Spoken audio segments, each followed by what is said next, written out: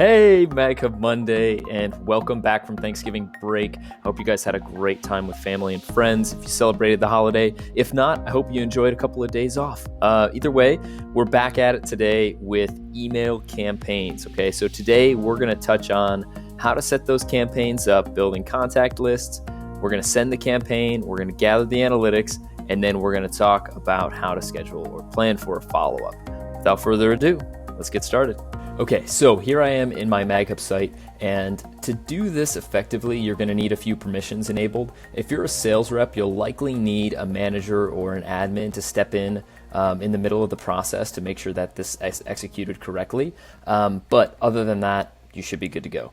All right, so on the left-hand side in my navigation bar, under contacts, I'm going to do a contact search. The first step here is to create a contact list. So I'm going to do a search for contacts. I can do a search for companies as well and then create a list off of that. But basically what I'm going to do here is find companies within a certain category. Maybe I just want to find all of my clients, whatever it happens to be. The results of this are I'm going to click to select the contacts that I'd like to add to my call list, or my contact list, I'm sorry.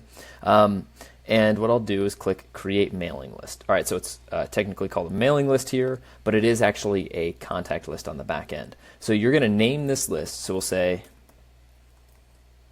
Monday, December 2nd, 2019. Okay, great. And then I'm going to attach it to an account. Now, the account that you're going to use for this is the system mail merge. Even if you have a MailChimp account or a constant contact account attached, use the system mail merge for this. Okay.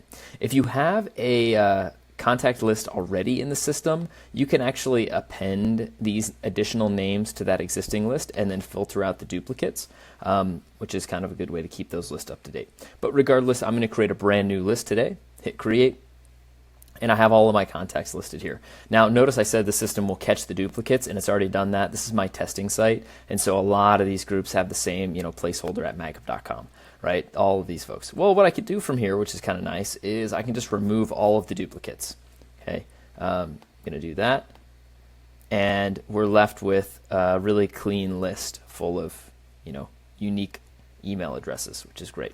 From here, what I'm going to do is click Build a Mail Merge. So this created a contact list for me. Okay, from here, I can do a couple things like create a call list or build a mail merge. We're going to focus on the mail merge side today. So I click Build Mail Merge, and I can label this whatever I'd like to call it. So we can say December 2nd, 2019, MagHub Monday, test. Okay.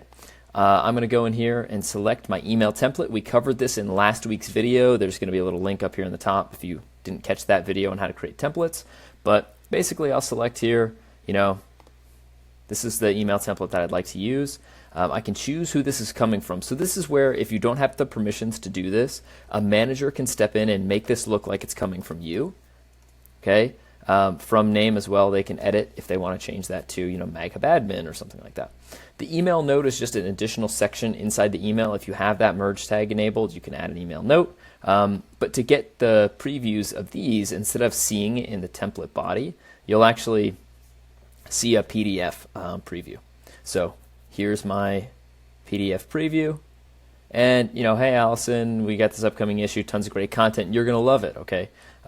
Whatever email template that you use, that's what's going to be set up.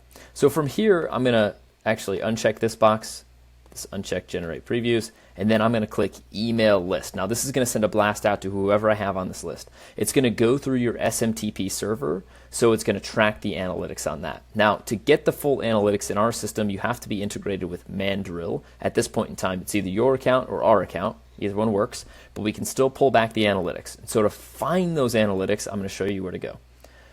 So we've already created and we've executed. Now we got to go find the analytics. So I go to my Campaigns tab. Again, this might be a manager stepping in here. Campaigns. And I can see all of the email merges that I've sent, in addition to ones that I've sent actually outside of the system. So like MailChimp or Constant Contact, I can see too. So here's my first list. I called it test. It's my bride and groom's contact list. You can change the names of these campaigns so this was sent on December 2nd, this was sent on December 3rd, this was to this list, this was to this list. So you can actually see and track effectiveness of different campaigns or different templates on the same list of people. On the right-hand side, I'm going to click View List Details. And here I'm going to have all the names of everyone that I sent this email to, and it's going to give me the analytics. So I can see opens and I can see clicks. From here, I can actually filter. So oftentimes there's going to be more than 8 entries. You'll probably have a list of like 30, 50, 100, who knows. And you can say, I only want to see the people who opened. Or I want to see the people who opened and clicked. Okay, my list doesn't have any of those. But I can uncheck this, and it's going to expand again to the opens, and then of course expand again to everyone. From here, if I'm operating and I want to send follow-ups to people, I can click this little email, and it's going to generate that pop-up that we covered a couple weeks back. Okay. Also from here, I can create a follow-up campaign by selecting Create Mailing List, or I can schedule a follow-up campaign for calls. So if you have a list of 100 people and you have 1 week to get this done, and you want to be really effective with your time, you've got 100 other things going on, you only want to call the people who opened your email.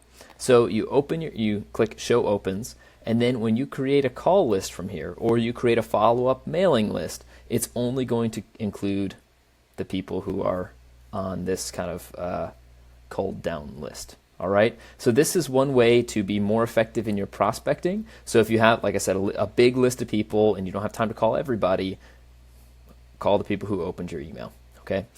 That is how to set up, how to send, how to gather analytics, and then of course how to schedule follow-ups or plan your follow-up for an email campaign. Okay, guys. Happy December. Last month of the year. What are you going to do with it? All right. See you next week. Bye.